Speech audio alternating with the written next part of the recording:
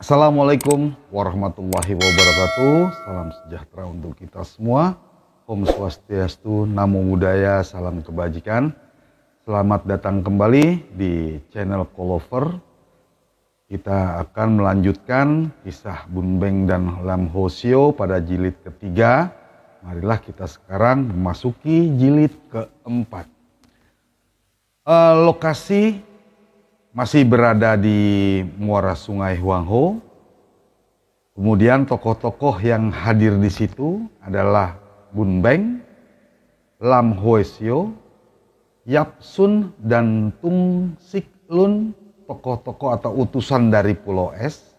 Kemudian utusan dari Kun Lun Pai, utusan dari Hui Hau Pai, kemudian tokoh Im Kan Seng Jin, kemudian Siang Koan Chin Jin dari Goa Tengkorak, kemudian Sin Leong Chiok Kun atau Hek Leong Pang, Naga Sakti Huangho, Hek Ikai Pang atau Perkumpulan Pengemis Baju Hitam, kemudian Hui Hau Pai, Partai Macan Terbang, kemudian Xiao Lim Ngo Kiam, 5 Pedang Xiao Lim. Kemudian tokoh-tokoh dari Hoa San Pai, kemudian dari Kong Tong Pai, dan partai-partai kecil lainnya.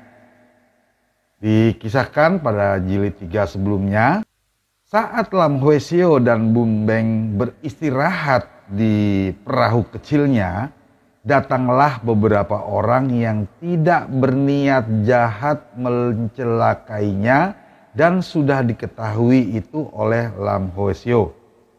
Mereka diikat dan dipindahkan ke perahu lain serta dilepas di pantai yang sudah dekat dengan muara sungai atau dengan laut tersebut, dalam kondisi tangan mereka masih terbelenggu.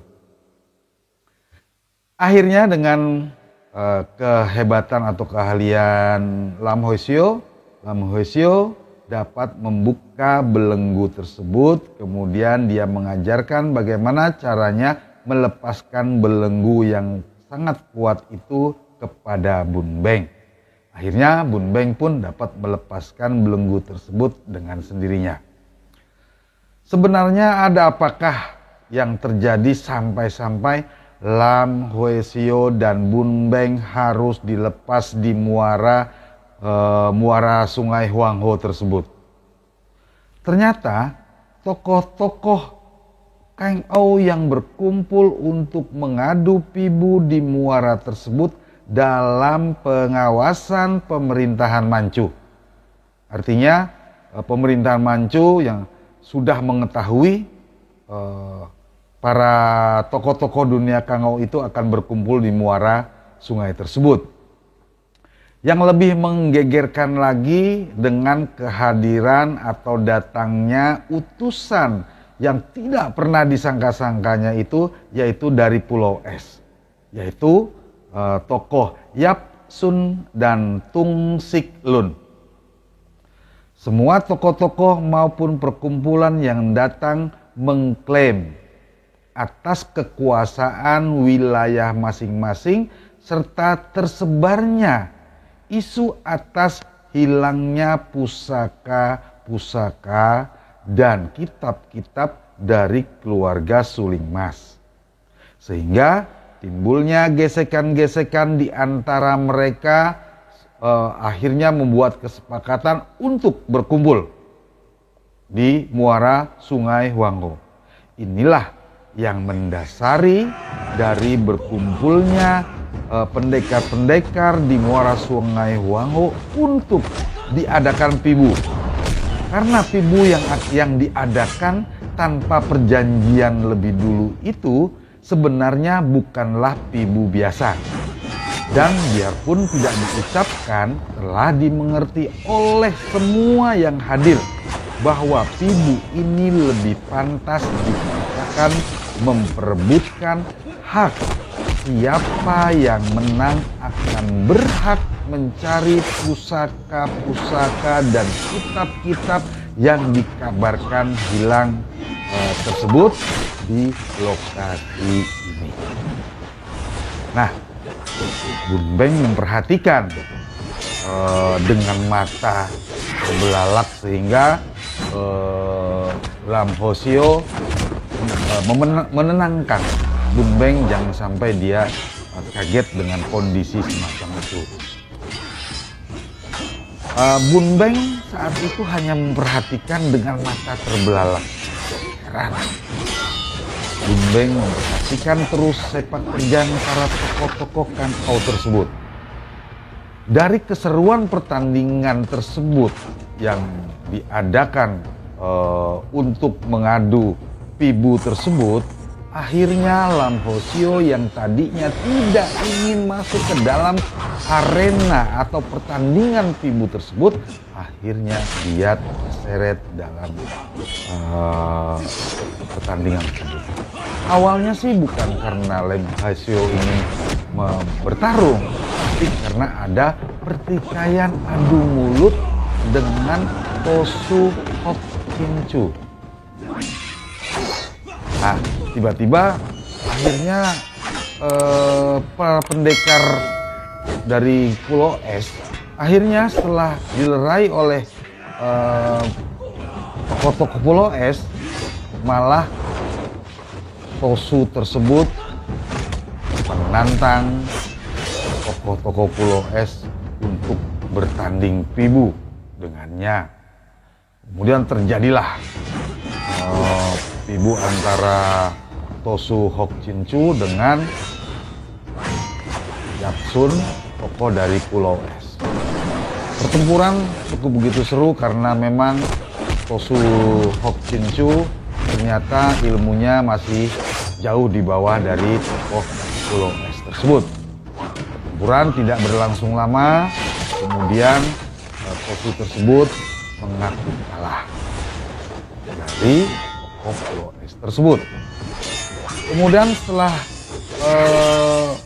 pertarungan antara tokoh dari Pulau Es tersebut dengan Tosu Hok Cincu, pertempuran dilanjutkan dengan kedatangan Hyang Koan Singjin dari Gua Tengkorak untuk menantang Pibu dengan Tung Siklun dari Pulau Es. Jadilah pertarungan Pibu tersebut. Saat terjadi pertandingan Pibu yang semakin seru tersebut antara Hyang Koan Cianjin dari Gua Tengkorak dengan Tung Siklun, akhirnya karena terlihat pertandingan atau di arena lokasi itu sudah semakin hebat pertarungannya, maka pasukan pemerintah mengurung tempat tersebut untuk melakukan suatu tindakan-tindakan yang sudah direncanakan oleh panglimanya. Nah, di sini Lam Hosio dan Bun Beng sudah mencium niat buruk tersebut. Artinya apa? Bahwa pasukan pemerintah tersebut bukan cuma sekedar penengah dari pertempuran Pibu disebut, tapi sudah ada niatan buruk, yaitu ingin segera menghabisi tokoh-tokoh Kangou di situ, sehingga pasukan pemerintah yang akan mencari pusaka-pusaka yang hilang dan kitab-kitab keluarga Suling Emas yang hilang tersebut. Maka dengan menciumnya niatan buruk tersebut, Lam Hosio dan Bun Beng diam-diam dia memberanikan diri, si bocah cilik tersebut mencegat pasukan pemerintah dengan menantangnya, dengan bertolak hingga bayangkan anak bocah yang berumur sekitar 10 tahun itu ya, sudah berani dia menantang pasukan pemerintah. Akhirnya karena memang Bun Beng belum mempunyai keahlian apa, akhirnya dapat ditawan oleh Kang Senjin. Nah, setelah diketahui bahwasanya ternyata bocah ini adalah bocah yang diperebutkan saat di kuil tua di tepian Sungai Fengho, Im Kang Senjin mengerti bahwasanya diperebutkannya bocah cilik ini adalah betul-betul bocah cilik ini seorang bocah ajaib. Nah, ditangkapnya si Bun Beng ini, maka ada niatan si Im Kang Sengjin ini untuk menyempurnakan ilmu-ilmunya supaya lebih cepat sempurnanya, yaitu dengan meminum darah, kemudian menghisap sum-sum dari Bun Beng yang dianggap sebagai bocah ajaib ini untuk kesempurnaan ilmunya Kang Sengjin. Nah, saat-saat kritis tersebut muncullah Lam Hwasyo untuk dapat memohon kepada Im Kang Sengjin, janganlah janganlah Bun Beng ini dijadikan sebagai obat ataupun syarat-syarat untuk menyempurnakan ilmunya Im Kang Sengjin. Nah, itulah keseruan yang ada di jilid 4 ini. Apakah berhasil Lam Hwasyo meminta Im Kang Sengjin untuk tidak melakukan tersebut? Baik, itulah jilid 4 dari Sepasang Pedang Iblis. Nanti kita lanjutkan kembali di Sepasang Pedang Iblis jilid kelima. Terima kasih. Wassalamualaikum warahmatullahi wabarakatuh.